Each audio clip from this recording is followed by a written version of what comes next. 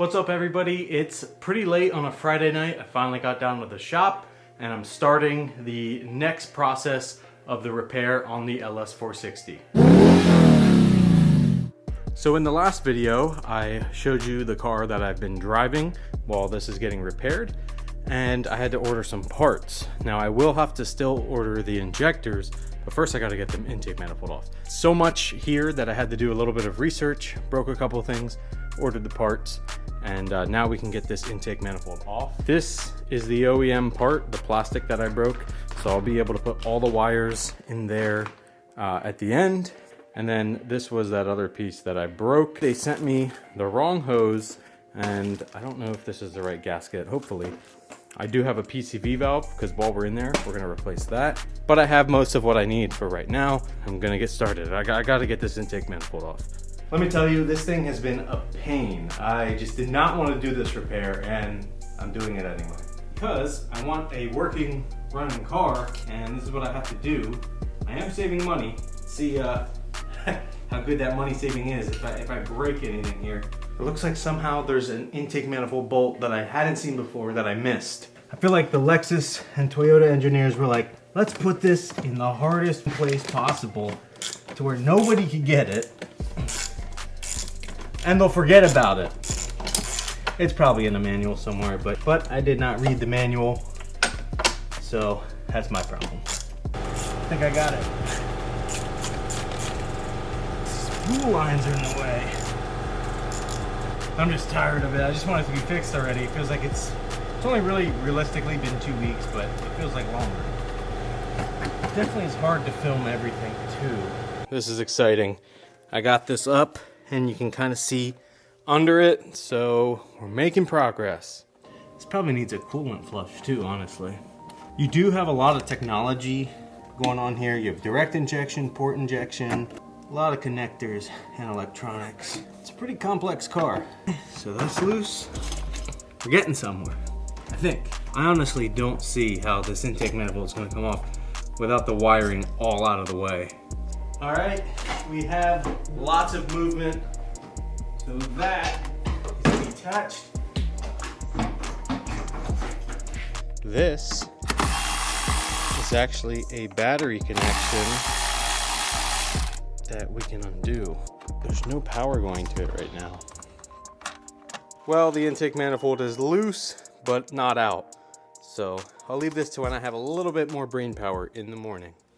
All right, it's a new day. Gonna keep trying to figure this out. And we have the throttle body off. Doesn't look that dirty. I had cleaned it a little bit.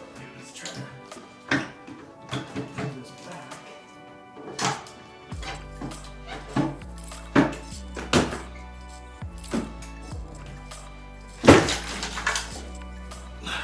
Yes! This is taking me way too long. This is finally off.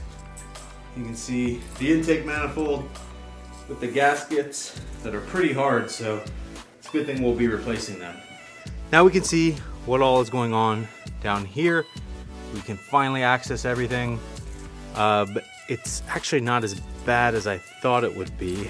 I don't see too much coolant, a little bit. You can kind of see it in there maybe. I don't know if the valley plate is actually that bad on this, but we'll still probably do it. Now we can see everything here. We got it. There's the PCV valve that I broke, so I'm gonna replace that. We can see everything now, like the port injectors. We see the direct injectors.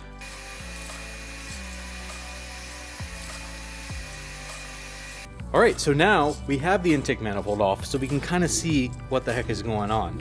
This has been touched before. You can see on this one, it has a little bit of goop, so that has definitely been touched before. And then all of these injectors have zip ties on them, so they've definitely been touched before. I kind of want to pull all these, get them cleaned. I really only want to do this once, so I'm debating to pull all these, get them all clean, and just get all new connectors, and do this the right way the first time. Drop a comment if that's what you think I should do. Probably made my decision by now by the time you're seeing this video. It's kind of what I'm thinking. I want this to be legitimate. I want this car to work. In other news, we did actually get the right gasket for this. Here we go.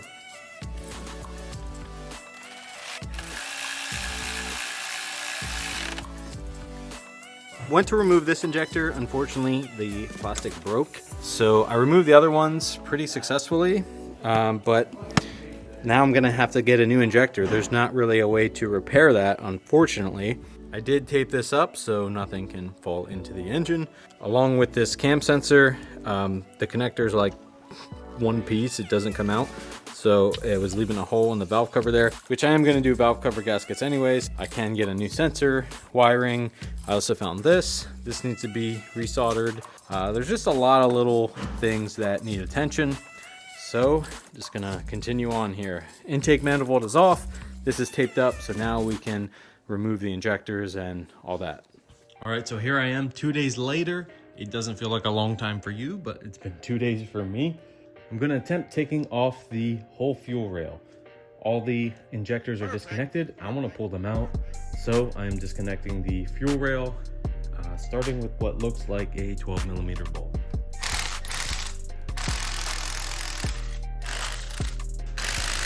They seem really easy to get off, which, hey, maybe that's all it is. That's all it needs. You can see the anti-seize on them, so another sign that this was opened up before. Easy.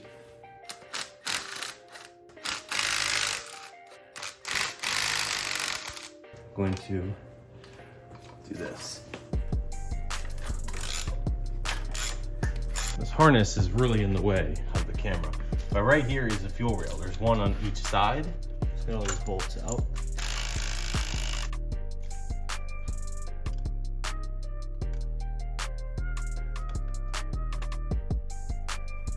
All right, so we got this one kind of coming out, and this is broken. This one actually looks okay. I got one fuel rail out. Oh, we're dripping some fuel. Only 3 injectors came with it though, so I'm gonna have to pull the other injector. All right, over here on my workbench, we can kind of see, let this drip a little bit more fuel. I just took the whole fuel line off. It's just easier to get it out that way.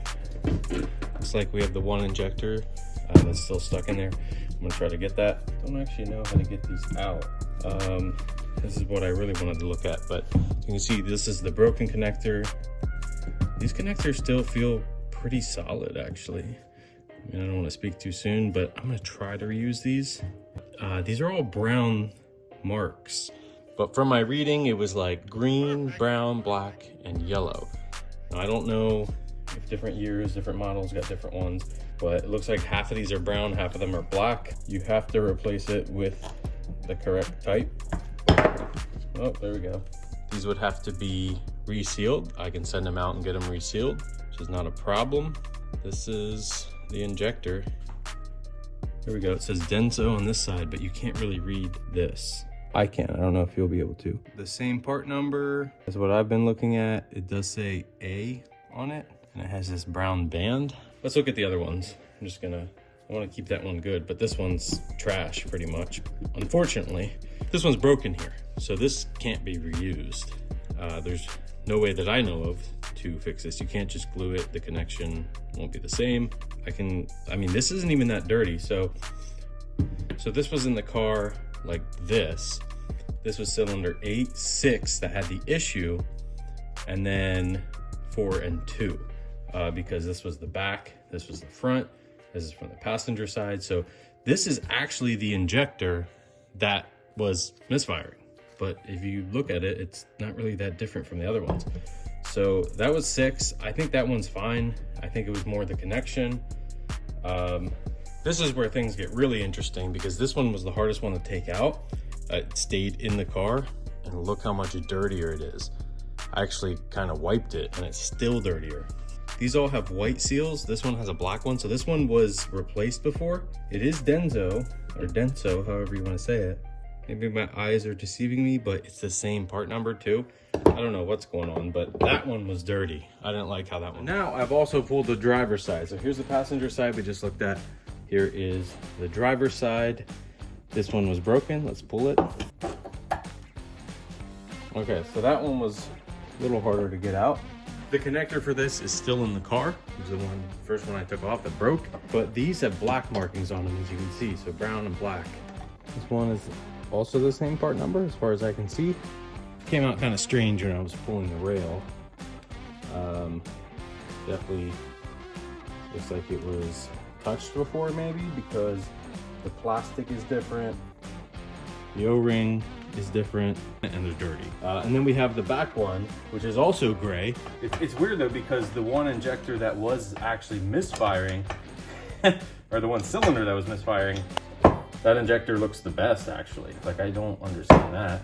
Maybe it's just the back of the engine kind of deal. It doesn't, this is the same part number, but this is H on it, 28H. I don't even know what's right for this car at this point, so I'm gonna have to do even more research. But hey, the injectors are out. Like I said, at this point, injectors are out. Here they are. You can see the rear ones are definitely dirtier. Not really sure why. Gonna dig a little deeper into the valley plate and also fix a lot of these connectors. This one's actually okay. That one survived. But a lot of the other ones are just not in good shape or not working properly. This was the cylinder 6 one. I mean, there's nothing, you can't really see anything wrong with it other than it was like JB welded. I don't know what that is, tape. So I kind of just want to rewire them and just put new connectors, fresh and nice. So that's the next step. It's one step at a time kind of thing. Here are all the parts we've removed so far. Well, some of them. We also have other various bolts, the new PCV valve, some tools, the intake manifold, and then of course the fuel injector. So the shop is definitely pretty messy, just exploded with Lexus parts. Trying to keep it as organized as I can. I'll probably clean up here now and we can continue this in the next video. So if you're new to the channel, you found this video entertaining or helpful, you have ideas, questions, comments, all that stuff, drop it in the comments below.